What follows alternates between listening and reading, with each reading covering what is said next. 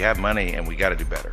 And a new program that's going to put some bite into the special ed program and do something. I mean, for God's sake, I'm so tired of going into an autistic class where you got one teacher, 16 kids, and the teacher is fried out of her brain because she needs help.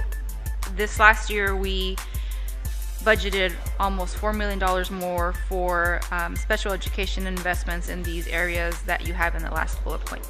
Are those under the Department of Prevention and Intervention targeted for special education programs, or was that just in general for the general population that also happens to benefit special education students? So more of the latter. I'm always try to be as transparent as you can, and this kind of overstates how much this board actually invested in our special education. I think we're understaffed. I think they're overworked. I think it takes guts for these parents to keep bringing their kids to schools that they feel are failing their kids, because their kids are sick and their kids need help, and they every day send their kids to a school where a teacher doesn't care, or they feel like that they're not getting the attention they need. You have portables where kids go to school at, and so there really isn't an inclusion, and these kids are by the federal government deserve what they deserve. And yet we continue to leave these kids separate from these kids. We have yet to really make the changes necessary that need to happen. But we got no problem, spending money on other stuff. Right, this is an opportunity for the board that's sitting here to kind of drive a stake in the ground and say we're committed to doing this work. And this is a substantive change that has to happen long term. Envision them that they're a kid of color. We wouldn't do that. We don't do that in this country. But we got no problem putting special ed kids like that. That's what's wrong. This is an issue that is so upsetting for me that I don't think that the programs are sufficient. I'm not going to rubber stamp a program that I'm not okay with, given all of the feedback.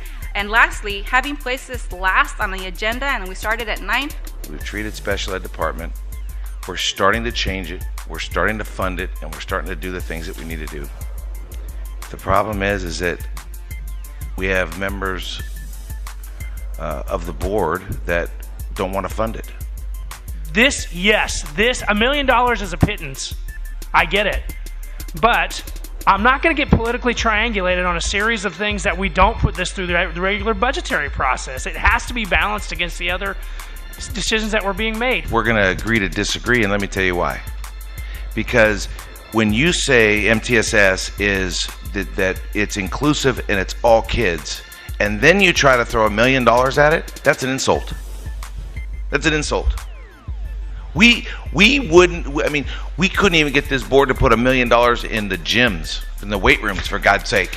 Okay, and then we throw a measly token at the special ed for $1 million? Really? This is my affinity group.